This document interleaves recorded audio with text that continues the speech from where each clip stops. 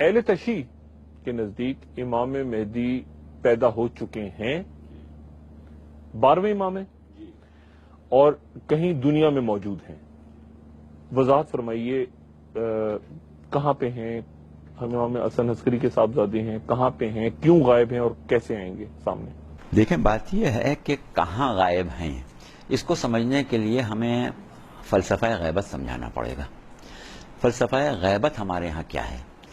فلسفہ غیبت یہ ہے کہ وہ بندگان خدا کہ جن کو پروردگار عالم نے منتخب کیا ہے ہدایت کے لیے اور امر ہدایت میں ان کو اپنا نائب یا اپنا خلیفہ بنایا ہے، وہ بارگاہ خداوندی سے ہی مبعوث ہوتے ہیں.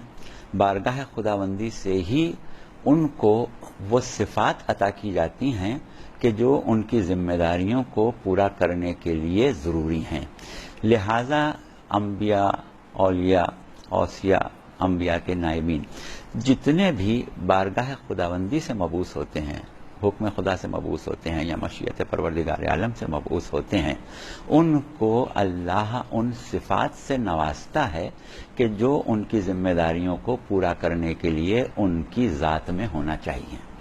ان ذمہ داریوں میں مثال کے طور پر ان کا مقام معرفت، ان کا مقام علم، ان کا مقام یقین، ان کے اندر صلاحیت استقامت، ان کے لیے ان کے اندر صلاحیت صبر، ان کا اخلاق، ان کا وہ تقرب جو بارگاہ خداوندی میں اس عظیم ذمہ داری کو پورا کرنے کے لیے ہونا چاہیے، ان کے اندر شجاعت ہونا چاہیے کہ کسی حال میں بھی وہ اللہ کے پیغام کو پہنچانے میں کسی موقع پر ڈرے نہیں، ڈر کے کوئی غلط بات نہ کہتے ہیں، خوف زدہ نہ ہو جائیں. لہذا ان کے لیے شجاعت بھی ضروری ہوتی ہے. اسی طرح ان کے لیے صلاحیت ادراک وحی ضروری ہوتی ہے، ان کی عقل ایسی ہوتی ہے کہ وہ وحی کا ادراک کر سکیں. اسی طرح ان کی سماعت، ان کی بصارت، ان کے ہر صلاحیت میں، ہر احساس میں پروردگار عالم ان کے قوا میں ایک خاص شدت عطا کر دیتا ہے جو من جانب اللہ ہوتی ہے. اور ان کی اپنی ریاضت سے جو صفات میں تبدیلی ہوتی ہے وہ ایک الگ مسئلہ ہے، اس کو ہم اس وقت نہیں چھیڑ رہے ہیں. اب اس اعتبار سے ذمہ داریوں کو پورا کرنے کے لیے جہاں بہت سی صفات کی ضرورت ہوتی ہے، وہاں ہادی برحق میں جو اللہ کی طرف سے ہدایت پر مامور ہوا ہے اور جسے اللہ نے امر ہدایت میں اپنا نائب قرار دیا ہے، اس میں ایک صفت اور ضروری ہے دیگر صفات کی طرح، جسے ہم صفت غیبت کہتے ہیں. یہ صفت غیبت پروردگار عالم نے ہر ہادی برحق کو دی ہے، خواہ وہ نبی ہو، خواہ وہ رسول ہو، خواہ وہ اس کا وصی یا ہماری اصطلاح میں امام ہو. اس کے اندر صفت غیبت ہوتی ہے. اب صفت غیبت خود کیا شے ہے؟ صفت غیبت یہ ہے کہ اس کے اندر اپنی ذمہ داریوں کو ادا کرنے کے لیے ایک ملکہ یہ بھی ہوتا ہے کہ وہ اس طرح لوگوں کے درمیان ہو کہ اس کے وجود کا احساس خلق خدا کے اندر سے ختم ہو جائے، لوگ اس کے وجود کو محسوس نہ کریں. اس چیز کو ہم کہتے ہیں کہ شخصیت غائب ہو گئی، یعنی وہ موجود ہے، ہمارے درمیان ہے یا جہاں اللہ چاہے وہاں ہے، مگر لوگوں کو اس کے وجود کا احساس نہیں ہے. ہاں، اب اس سلسلے میں ایک اور بات ہم کریں. دوسری چیز ایک اور ہوتی ہے غیبت کی شکل، وہ یہ ہوتی ہے کہ وہ شے، وہ شخص، وہ شخصیت اس طرح کسی دوسری شخصیت میں ضم ہو جائے کہ جس کو پہچانا جا رہا ہے وہ کوئی اور ہو اور وہ اصل شخصیت جو ہے اس کو پہچانا نہ جائے. ایسی صورت میں یہ ہوتا ہے کہ جس لوگوں کے سامنے جو شخصیت ہے، یعنی محسوس کی جا رہی ہے، غائب نہیں ہے، پہچانا جا رہا ہے، اس کو کسی اور حیثیت سے پہچانا جا رہا ہے، جبکہ اس کی حقیقی حیثیت اس کے اندر گم ہے، حقیقی حیثیت اس کے اندر گم ہو چکی ہے. تو اس کے لیے ہم کہتے ہیں کہ یہ ایک ایسی غیبت کی یہ شکل ہے کہ جس میں شخصیت گم ہے، شخص سامنے ہے.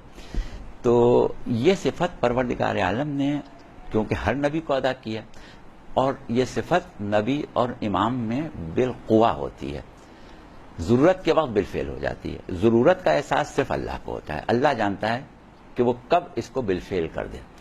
تو اب اگر ہم تاریخ انبیاء اٹھا کے دیکھیں تو ہمیں ایسے انبیاء ملتے ہیں کہ جن کی یہ صفت بالفعل ہو گئی، جس میں جناب ادریس علیہ السلام ہیں، جس میں جناب الیاس علیہ السلام ہیں، جس میں حضرت خضر علیہ السلام ہیں، جس میں جناب عیسیٰ علیہ السلام ہیں، کہ ان کی صفت غیبت جو ہے وہ بالفعل ہو گئی۔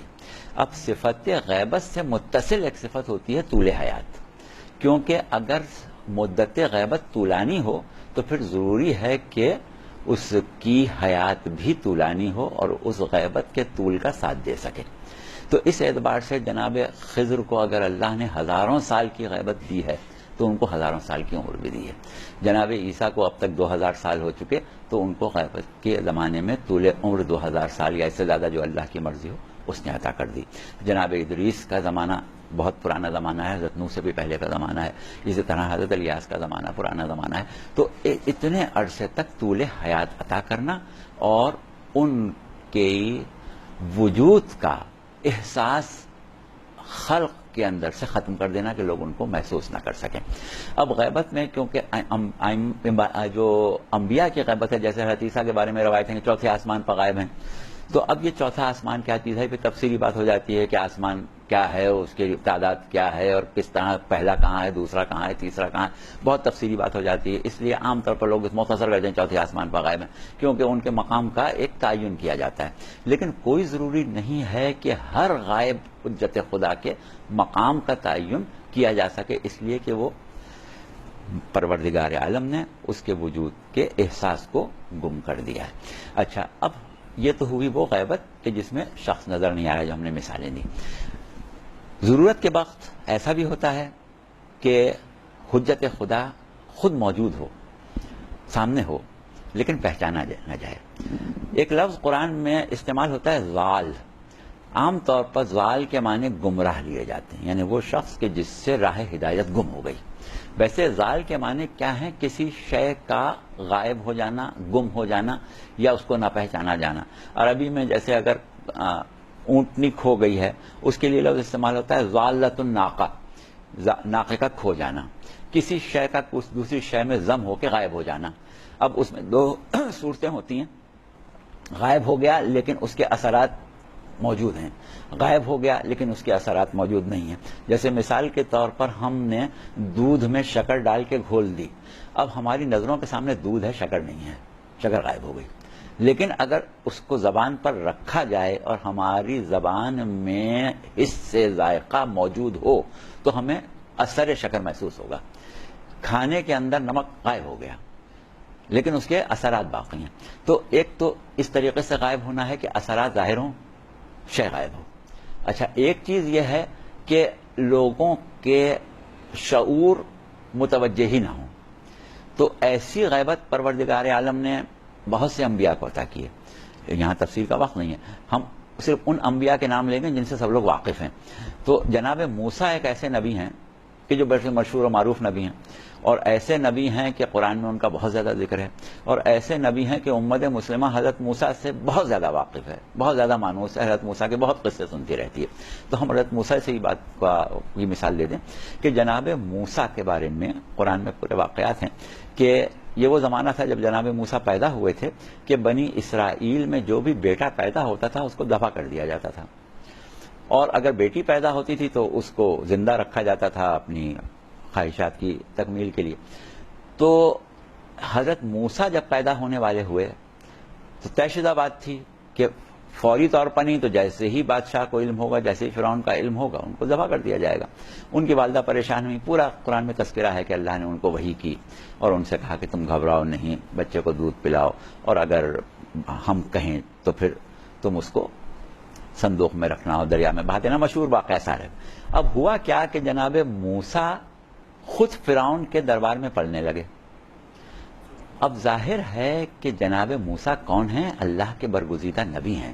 جناب موسیٰ اتنے عظیم پیغمبر ہیں کہ پیغمبر اسلام اور حضرت ابراہیم کے علیہ السلام کے بعد سب سے بڑا مقام جناب موسیٰ کا ہے، اور اتنا عظیم پیغمبر جس کی ماں پر اللہ وحی کر رہا ہے، تو ظاہر ہے کہ بارگاہ خداوندی میں اس کا جو مقام تھا وہ فرعون کے دربار میں پوشیدہ تھا۔ فرعون کے دربار میں یا فرعون کے محل میں جب وہ پل رہے تھے تو لوگ ان کو ایک لاوارث بچہ جو انجان ہے، جس کی نسل سے، جس کے حسب نسب سے لوگ واقف نہیں ہیں، وہ سمجھ کے پال رہے ہیں۔ فرعون ان کو موسیٰ ابن عمران سمجھ کے نہیں پال رہا تھا۔ تو کیا تھا کہ موسیٰ ابن عمران ایک انجان، ایک ایسے بچے میں گم تھے۔ وہ بچہ سامنے ہے، جناب موسیٰ ابن عمران غائب ہیں۔ جب ایک مرتبہ فرعون نے جناب موسیٰ کی دعوی نبوت کے بعد، اظہار نبوت کے بعد، بعثت کے بعد اپنا احسان جتایا تھا اور کہا تھا کہ تم ہمارے سامنے بات کر رہا ہو، تم تو ہمارے دربار میں پل کے بڑھے ہو۔ تو انہوں نے اس کا جو جواب دیا تھا وہ قرآن نے نقل کیا ہے۔ اب انہوں نے وہاں پر یہ کہا تھا کہ فعلتها، میں نے ایسا کیا تھا، اور میں نے کب کیا تھا؟ اذا وانا من الضالین، اس وقت کیا تھا جب میں ضالین میں سے تھا۔ تو ضالین میں سے تھا۔ اب یہاں پر ضال کے معنی جیسا کہ ہم نے بتایا گمراہ نہیں ہے، یہاں ضال کے معنی کھویا ہوا، غائب، یعنی میری شخصیت غائب تھی اس وقت۔ تو نے مجھے موسیٰ ابن عمران سمجھ کے نہیں پالا تھا، تو نے ایک انجانا بچہ سمجھ کے پالا تھا۔ اگر تو جان لیتا کہ میں موسیٰ ابن عمران ہوں تو مجھے تباہ کر دیتا، پالتا تھوڑی۔ تو کیا تھا کہ میں ضال تھا، یعنی میں غائب تھا، میں غائب تھا۔ تو یہ غیبت ہے جو جناب موسیٰ کی اس طرح سے تھی کہ ان کی شخصیت غائب تھی، اور یہی مقام، یہی شخصیت کی غیبت پروردگار عالم نے پیغمبر اسلام صلی اللہ علیہ وآلہ وسلم کو بھی عطا کی تھی۔ پیغمبر اسلام صلی اللہ علیہ وآلہ وسلم 40 سال تک امت کے درمیان تھے، انہی کفار قریش، انہی مشرکین مکہ کے درمیان تھے کہ جو دعوی نبوت کرنے کے بعد، اعلان نبوت کرنے کے بعد ان کی جان کے دشمن ہو گئے۔ آخر گھر سے نکالنا پڑا، 3 سال آپ شیب ابی طالب میں رہے، آخر ہجرت کر کے آپ کو راتوں رات مکہ چھوڑنا پڑا۔ لیکن کیونکہ آپ کے ذمے یہ تھا، یہ کام تھا، آپ کی ذمہ داریوں میں ایک ذمہ داری تھی کہ آپ اعلان نبوت اور تبلیغ شریعت سے پہلے تبلیغ اخلاق کریں، اور تبلیغ اخلاق کے دوران آپ کی شخصیت پوشیدہ رہے، لوگ پہچانے نہیں کہ یہ وہ ہے کہ جس کا ذکر کتابوں میں آ چکا ہے، یہ وہ ہے کہ جو اس مقام و مرتبے کا حامل ہے کہ جس مرتبے تک کوئی پہنچ ہی نہیں سکتا ہے۔ لوگ اس کو یتیم عبداللہ سمجھ رہے ہیں۔ اگر اس وقت لوگوں کو پتا چل جاتا ان لوگوں کو کہ جو بعد میں رسول کی جان کے دشمن ہو گئے، تو اس وقت تو مار دینا بہت آسان تھا۔ لیکن کیا تھا کہ آپ کی جان کی حفاظت کے لیے اللہ نے 40 سال تک آپ کو اس طرح رکھا کہ لوگ صرف یتیم عبداللہ سمجھ رہے تھے، لوگوں کو آپ کی معرفت حاصل نہیں تھی، کوئی نہیں جانتا تھا کہ یہ کون ہے، یہ یتیم عبداللہ ہے کون، یہ کس مقام و مرتبے کا حامل ہے۔ اگر پتہ چل جاتا تو ظاہر ہے کہ آپ سے دشمنی اسی وقت شروع ہو جاتی۔ تو اب آپ کی شخصیت جو تھی وہ اللہ نے یتیم عبداللہ کی شکل میں غائب رکھی، اور اس کا ذکر قرآن میں کیا کہا کہ وَوَجَدَكَ ضَالًّا فَهَدَىٰ، کہ ہم نے تم کو ضال پایا اور ہدایت کی، پس ہدایت کی۔ تو کوئی بھی مسلمان جو ترجمہ اس کا نہیں کر سکتا کہ پیغمبر اسلام کو معاذ اللہ کو گمراہ پایا، یعنی پیغمبر اسلام کی شخصیت کو گم پایا۔ اب اللہ نے جب یہ چاہا کہ یہ ذات پہچانی جائے، اس کا تعارف ہو، تو لوگوں کو ہدایت کی اس ذات اور اس شخصیت کی معرفت کی۔ یہ ہدایت جو ہے یہ معرفت پیغمبر اسلام ہے کہ لوگوں کو معرفت پیغمبر اسلام کی ہدایت کی، تو آپ کا وہ زمانہ غیبت ختم ہو گیا، آپ ظاہر ہو کے سامنے آ گئے، کہہ رہے یہ تو یہ شخصیت ہے، یہ تو اس کا تو یہ مقام ہے، اس کا تو یہ مرتبہ ہے۔ تو یہ اس وقت نہیں تھا سامنے، یہ چھپا ہوا تھا، غائب تھا۔ تو اس طریقے سے صفات انبیاء میں، صفات اوصیاء میں، صفات ہادیان برحق میں ضروری ہے کہ صفت غیبت ان کے اندر ہو۔ اب جب اللہ چاہتا ہے اس کو بالفعل کر دیتا ہے، جب تک اللہ چاہتا ہے اس کو بالقوہ رہنے دیتا ہے، یعنی اس کے اندر ہے، مگر جب اللہ چاہے گا بروئے کار آئے گی، جب اللہ چاہے گا بالفعل ہوگی۔ تو اسی طریقے سے اب سوال یہاں پہ یہ پیدا ہوتا ہے کہ اللہ کب چاہتا ہے، کب نہیں چاہتا؟ تو مشیت پروردگار عالم تو مشیت خدا ہی ہے۔ ہم اللہ کے فعل کے مواقع سے یہ اندازہ لگاتے ہیں کہ اس کی مشیت میں یہ مواقع کب آتے ہیں۔ تو مشیت میں مواقع ہم یہ دیکھتے ہیں کہ اس وقت آتے ہیں کہ جب 2 شرائط ہوں۔ پہلی شرط تو یہ ہو کہ حجت خدا اگر اپنی اصل حیثیت میں ظاہر ہو جائے تو اس کو قتل کر دیا جائے گا, مار دیا جائے گا, اس کی جان خطرے میں ہے. جیسے جناب موسیٰ کی جان خطرے میں تھی, پیغمبر اسلام کی جان خطرے میں تھی. حضرت عیسیٰ کو سولی پر چڑھا دیا جاتا اگر غیبت میں نہ جاتے. حضرت ادریس کو بادشاہ قتل کرنے جا رہا تھا اگر وہ غیبت میں نہ چلے جاتے. تو اس وقت کہ جب ان کی جان خطرے میں ہو. دوسری چیز ایک یہ ہوتی ہے کہ جان خطرے میں ہو اور اس کی جان جانے کے بعد, اس کو قتل کیے جانے کے بعد اس معیار کا دوسرا ہادی بھی موجود نہ ہو. اگر اس معیار کا دوسرا ہادی موجود ہے تو اللہ حجت خدا کو شہید ہو جانے دیتا ہے, قتل ہو جانے دیتا ہے. جیسے 11 امام شہید ہو گئے کیونکہ اس معیار کا دوسرا ہادی موجود تھا. مگر جب وہ مقام آ جائے کہ اس معیار کا دوسرا ہادی موجود نہ ہو تو پھر اس کی حفاظت پروردگار عالم اپنے اعجاز سے کرتا ہے, اپنی خاص قدرت سے کرتا ہے, اپنے خاص اختیار سے کرتا ہے.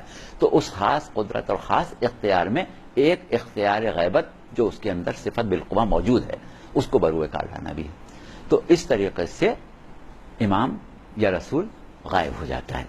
اب جہاں تک, کیونکہ آپ نے سوال کیا امام میں بھی کہاں غائب ہیں, تو ہم نے ابھی تو آپ کو فلسفہ غیبت سمجھایا ہے اور یہ بتایا ہے کہ یہ غیبت ہے کیا چیز.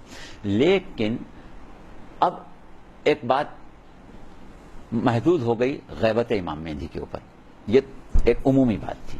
اب غیبت امام مہدی کیا ہے؟ تو دیکھیں بات کیا ہے کہ جیسا کہ ہم نے کہا کہ ہر نبی کو یہ صفت عطا ہوتی ہے اور جو مقام و مرتبہ اس نبی کا ہو اتنی ہی شدید وہ صفت اس کے اندر ہوتی ہے.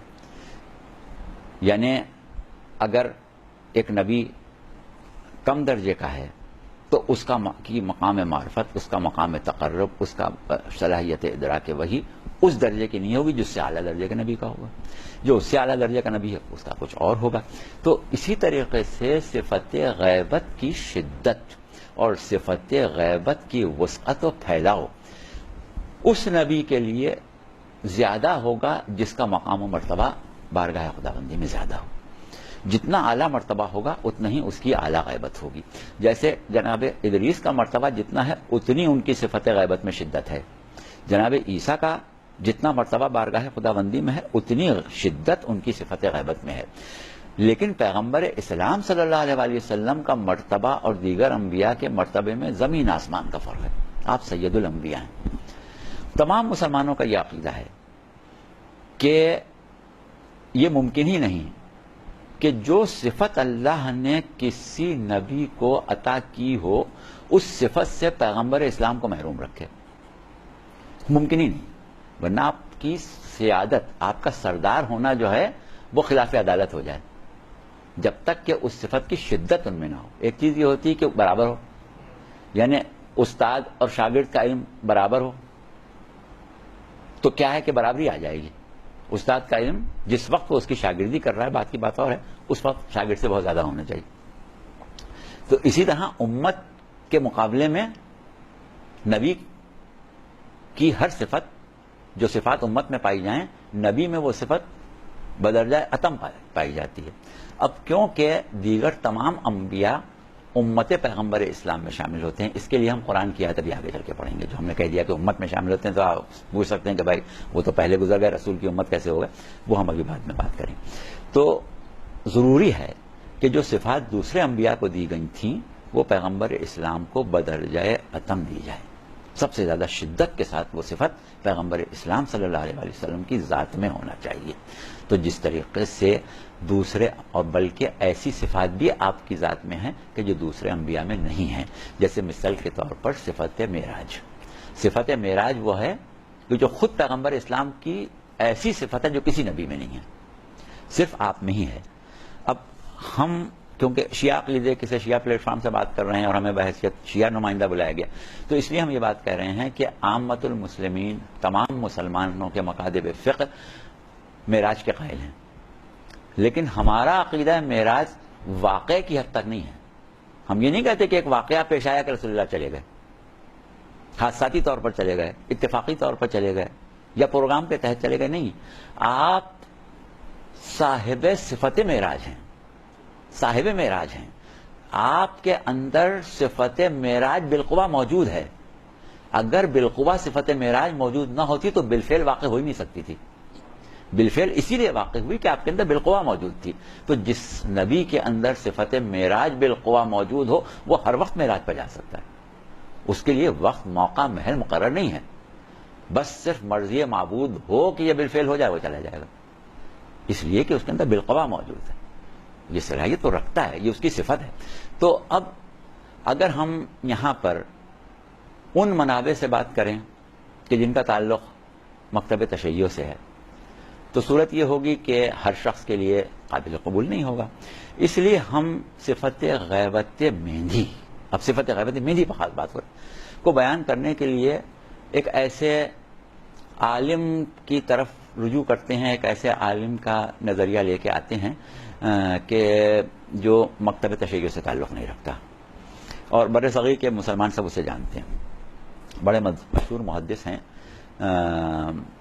محدث عبدالعزیز دہلوی، بڑی مشہور شخصیت ہیں. ان کے والد صاحب سے تو واقف ہیں، ان کے بھائیوں سے بھی واقف ہیں. ہم اس وقت ان کی زیادہ گفتگو نہیں کر رہے ہیں ورنہ یہ معروف شخصیت ہے. ہاں، ان کی ایک کتاب ہے سر الشہادتین، یعنی دو شہادتوں کا راز. اس میں انہوں نے جو ہم جو گفتگو کر رہے ہیں اسی سے اپنے نظریے کو ماخوذ کیا ہے، اور انہوں نے یہ کہا کہ یہ ممکن نہیں ہے کہ سید الانبیاء میں، سردار الانبیاء میں وہ تمام صفات موجود نہ ہوں جو دیگر انبیاء میں تھیں. اب یہ تمام مسلمانوں کا عقیدہ ہے. کسی شاعر نے کہا تھا کہ حسن یوسف دم سید بیضا داری ان چخو محمدار انتو تنہا داری، کہ تمام صفات جو انبیاء میں ہیں وہ آپ کے اندر ہیں. لیکن ہم صرف اس بات پر اکتفا نہیں کرتے، ہم یہ کہتے ہیں کہ وہ تمام صفات جو اللہ نے دیگر انبیاء میں عطا کی ہیں، اگر ان کا کمال دیکھنا ہے تو ذات محمد مصطفیٰ صلی اللہ علیہ وسلم میں دیکھنا، ان سب کا کمال پیغمبر اسلام کی ذات میں.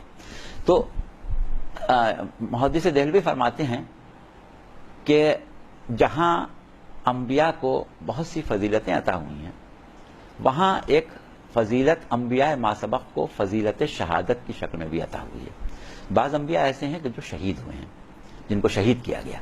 حضرت یحییٰ شہید ہوئے، حضرت زکریا شہید ہوئے، کئی انبیاء ایسے ہیں جو شہید کیے گئے، بڑے ظلم سے شہید کیے گئے.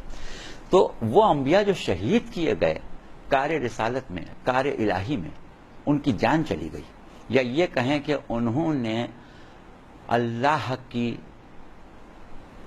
مشیت کو، اللہ کے دین کو، اللہ کے پیغام کو عام کرنے کے لیے اپنی جان کی پرواہ نہیں کی، اپنے جان کا نذرانہ پیش کر دیا، تو وہ شہید ہو گئے.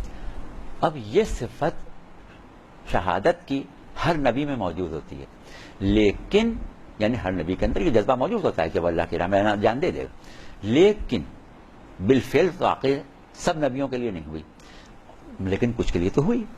اب پیغمبر اسلام تو سب کے سردار ہیں، تو وہ نبی جو شہید ہو گئے وہ فضیلت شہادت میں پیغمبر اسلام سے آگے چلے جائیں گے، کیونکہ پیغمبر اسلام بظاہر شہید نہیں ہوئے.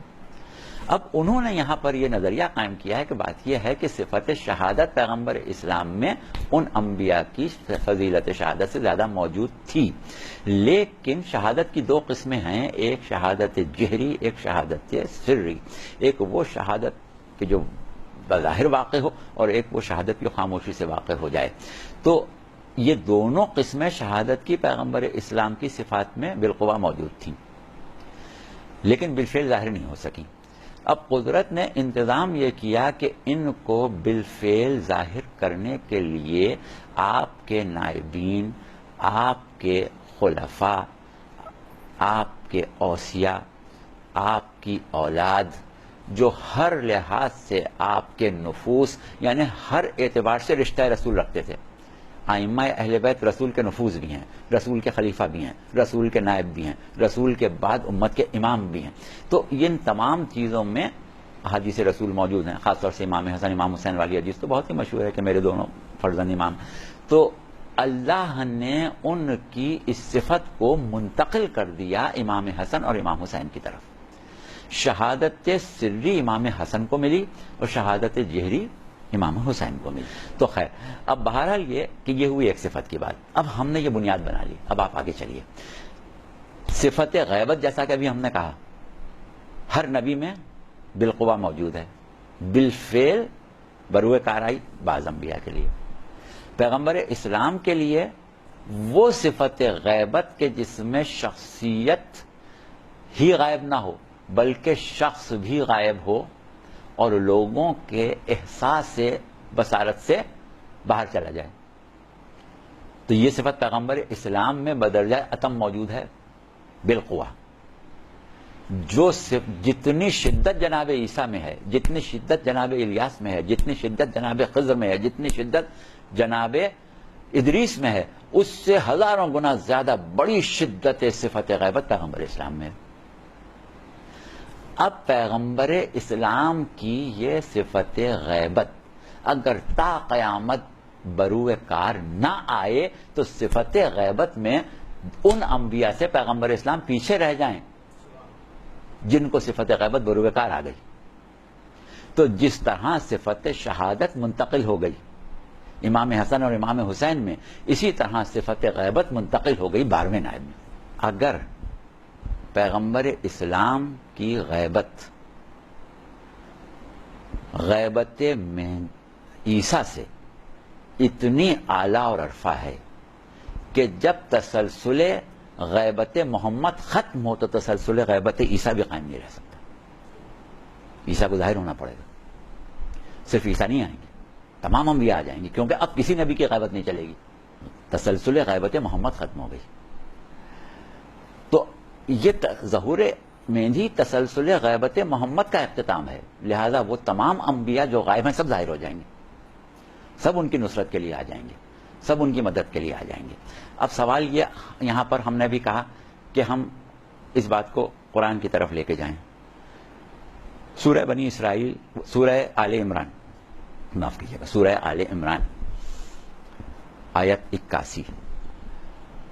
پروردگار عالم نے ارشاد فرمایا وَإِذْ أَخَذَ اللَّهُ مِيثَاقَ النَّبِيِّينَ لَمَا آتَيْتُكُم مِّن كِتَابٍ وَحِكْمَةٍ ثُمَّ جَاءَكُمْ رَسُولٌ مُصَدِّقٌ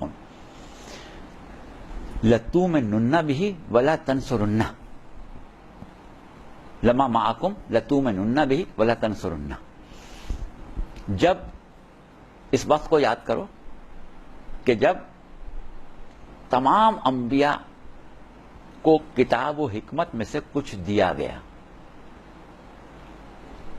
تو ان سے یہ عہد لیا گیا کہ جب وہ رسول آئے گا جو تمہاری تصدیق کرنے والا ہوگا، رسول مصدق لما معکم لتؤمنن بہ ولا تنصرنہ، تو تم لوگ لازماً اس پر ایمان لاؤ گے اور لازماً اس کی مدد کرو گے. تو اب جو ایمان لاتا ہے نبی پر وہ کون ہوتا ہے؟ نبی کی امت ہوتا ہے. تو تمام انبیاء کو کتاب و حکمت دی ہی اسی شرط پر تھی کہ وہ اپنے آپ کو امت محمد مصطفیٰ صلی اللہ علیہ وسلم سمجھیں اور ان پر واجب ہے کہ وہ ان کی مدد کریں. اب ظاہر ہے کہ حیات ظاہری پیغمبر اسلام صلی اللہ علیہ وآلہ وسلم میں انبیاء کوئی مدد کرنے کے لیے تو نہیں آئے. ملائکہ آئے، اللہ نے غیب سے مدد کی، وہ ایک الگ مسئلہ ہے. لیکن جناب عیسیٰ آ گئے ہوں، حضرت موسیٰ آ گئے ہوں، حضرت ابراہیم آ گئے ہوں، ایسا تو نہیں ہو کہ انہوں نے آ کے مدد کی ہو. تو تمام انبیاء پر نصرت پیغمبر اسلام ابھی واجب الادا ہے. تو اب پیغمبر اسلام کم از کم عام مسلمانوں کی اطلاع جہاں تک ہے ابھی کوئی اور جہاد آ کے نہیں کرنے والے ہیں، اور مدد آپ کی انبیاء پر لازم ہے. جس دن بعثت سرکار رسالت کا حتمی نتیجہ نکلے گا اس دن پوری دنیا عدل و انصاف سے بھر چکی ہوگی. پروردگار عالم نے پیغمبر اسلام صلی اللہ علیہ وسلم کو ایک حکم دیا تھا کہ یا ایھا النبی جاہد الکفار والمنافقین واغلظ علیہم، اے نبی آپ جہاد کریں کافروں و منافقوں سے اور ان پر سختی کریں. سرکار رسالت صلی اللہ علیہ وآلہ وسلم نے اپنی پوری حیات طیبہ میں منافقوں سے کبھی جہاد نہیں کیا، ہمیشہ کافروں سے کیا. لیکن کار نبوت میں کیونکہ یا ایھا النبی کہہ کے خطاب کیا گیا، منافق سے جہاد شامل ہے. ایسا جہاد عالم اسلام کی تاریخ میں آج تک نہیں ہوا کہ جس میں مقابل پر کافر بھی ہوں منافق بھی ہوں. یہ جہاد صرف امام مہدی علیہ السلام کریں گے کہ مقابل پر کافر بھی ہوں گے اور منافق بھی ہوں گے. اور یہ حکم ہے پیغمبر اسلام جو قاری نبوت کے طور پر آپ کو دیا گیا تھا، یہ آپ کا وہ 12واں نائب آ کے پورا کرے گا. اب وہ انبیاء جنہوں نے عہد کیا تھا کہ پیغمبر اسلام کی نصرت ضرور کریں گے، وہ اگر زندہ ہیں تو اس وقت جب جہاد مہندی ہو رہا ہے ان پر واجب ہے کہ وہ آ کے امام مہندی کی نصرت کریں. وہ جو لوگوں کو اشتباہ پیدا ہوتا ہے کہ صاحب اللہ نے تو نبوت حضرت عیسیٰ کو دی تھی اور حضرت عیسیٰ سے نبوت کیسے لے لے گا، اور امام مہدی تو امام ہیں، وہ تو نبی نہیں ہے. ارے بھائی، نمائندے کس کے ہیں؟ اس نبی کے نمائندے ہیں جو عیسیٰ کا سردار ہے، اس نبی کے نمائندے ہیں جو ادریس کا سردار ہے. اب اگر ہم کسی کو خود بھی اپنا نمائندہ بنا دیں تو اس کی حیثیت ہمارے قائم مقام کے حساب سے ہماری جیسی ہو جائے گی، نہ کہ خدا بنائے. اب اس کے بعد ایک چیز ہم اور تذکرتاً عرض کر دیں. آج سے تقریباً 50-60 سال پہلے کی بات ہے. عالم نصرانیت کے ایک عالم نے کچھ سوالات کیے تھے ملت مسلمہ سے. تو اس میں سے صرف ہم ایک سوال کی بات اس وقت کریں گے. اس نے ایک سوال یہ بھی کیا کہ آپ لوگوں کا اپنا عقیدہ ہے کہ حضرت عیسیٰ زندہ ہے، ایک. دوسرے، آپ لوگوں کا عقیدہ یہ ہے کہ اس نبی کا کلمہ پڑھنا چاہیے. آپ سب انبیاء کو مانتے ہیں، لیکن کلمہ اس نبی کا پڑھتے ہیں جو بعد میں ہو. اب آپ یہ کہتے ہیں کہ پیغمبر اسلام صلی اللہ علیہ وآلہ وسلم سن 11 ہجری میں وفات پا گئے. تو جب آپ وفات پا گئے تو ظاہر ہے کہ اب بقول اس کے ہی ہم اس کے الفاظ کریں، انبیاء ما سبق کی زمرے میں چلے گئے اور جناب عیسیٰ موجود. تو جب جناب عیسیٰ موجود ہیں، آج ہم اگر دیکھیں تو پیغمبر اسلام اس طرح وفات پا گئے جیسے دیگر انبیاء وفات پا گئے، اور عیسیٰ ابھی اس وقت موجود ہیں، اللہ کے نبی بھی ہیں، اولو العزم بھی ہیں، صاحب کتاب بھی ہیں. تو کلمہ کس کا پڑھیں گے اب آپ؟ جواب ہے اس کا پڑھیں، جو گزر گیا اس کا کیوں پڑھ رہے ہیں؟ تو اس کا جواب واضح طور پر دنیا تشیع سے آیا تھا، اور انہوں نے یہ کہا تھا کہ عیسیٰ کی غیبت کو تم بنیاد بنا کے بات کرتے ہو. اگر پیغمبر اسلام اسی طرح غائب ہو جاتے جیسے جناب عیسیٰ غائب ہوئے تھے تو پیغمبر اسلام میں اور حضرت عیسیٰ میں مساوات ہو جاتی، برابری ہو جاتی. مگر آپ کی عظمت، آپ کی بلندی اللہ ظاہر رکھنا چاہتا ہے، آپ کو عیسیٰ کے برابر نہیں کرنا چاہتا. اب ہم اس کی ایک مثال دے دیں. یہ خیر اس عالم کی یا ان جوابوں میں نہیں تھی، ہم سمجھانے کے لیے کہہ رہے ہیں کہ جیسے فرض کریں کہ ایک مومن ہے، مسلم ہے، صاحب علم ہے، اپنے کچھ شاگردوں کے لیے بیٹھا ہوا ہے، چھوٹے چھوٹے بچوں کو ان کو کچھ تعلیم دے رہا ہے. کسی دوسرے مکتب سے ایک شخص آیا اور اس نے آ کے کہا کہ میرے پاس جو سوال ہے اس کا جواب صرف میرے قوم کے اعلیٰ ترین عالم فلاں فلاں شخص نے دیا ہے، اگر آپ اس سوال کا جواب دے دیں تو ہم آپ کو اس کے برابر مان لیں. اب اگر وہ عالم اس کا جواب دے دے تو اس کے برابر مان لیا جائے گا. لیکن اگر عالم وہ کہے کہ اچھا اس سوال کا جواب چاہیے، یہ میرے بچے شاگرد بیٹھے پوچھ لو کسی سے،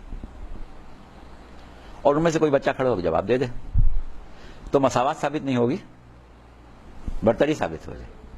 تو اسی طریقے سے پیغمبر اسلام کی ذات پر عملی اطباق، عملی تطبیق ہوتی صفت غیبت کی تو عیسیٰ اور ادریس اور خضر سے برابری ثابت ہو جاتی. آپ کے 12ویں نائب پر غائب واقع ہوئی. تو کیا ہوا کہ صفت غیبت آپ کی ہے، شدت وہی ہے جو آپ کی ہے، بالقوہ آپ کے اندر تھی، لیکن اس کی عملی تطبیق آپ کے نائب پر ہوئی. تو عیسیٰ سے برتری ثابت ہو گئی، برابری نہیں ثابت ہوئی. تو یہ ہے مفہوم غیبت. اب ایسی صورت میں یہ سوال کہ کہاں غائب ہیں، جو تو کیسی بات ہے، کوئی کہے حضرت خضر کہاں غائب ہیں یا حضرت ادریس کہاں غائب ہیں. تو جیسا کہ ہم نے کہا کہ غائب ہونا اور خاص طور سے یہ غیبت دراصل وہ غیبت ہے کہ جس میں ہمیں ان کے وجود کا احساس نہیں ہے، ورنہ ان کے وجود کے فیوز جاری. اور اس کی مثال ہمارے علماء یہی دیتے ہیں کہ جس طریقے سے سورج زمین پر حیات کا ضامن ہے، سرچشمہ ہے توانائی کا. اب اگر وہ بادلوں میں چھپ جائے اور نظر نہ آئے، اس میں شک نہیں ہے کہ وہ شدت اس کی شعاؤں کی کم ضرور ہو جاتی ہے لیکن ختم نہیں ہوتی. تو ہم بھی یہی سمجھتے ہیں کہ اگر ہمارے امام ہماری نظروں کے سامنے ہوتے، ہر وقت ہمارے رابطے میں ہوتے، تو جو فیض امامت ہمیں حاصل ہوتا وہ غیبت میں نہیں حاصل ہو رہا ہے. اس لیے ہم غیبت کو ایک صفت کا انطباق تو سمجھتے ہیں، مگر ہماری بد نصیبی ہے کہ ہم امام سے وہ فیض نہیں حاصل کر پاتے جو ہمیں کرنا چاہیے، جس کا حق ہے. تو یہ ہے آپ کے اس سوال کا جواب کہ امام مہدی کہاں غائب ہیں.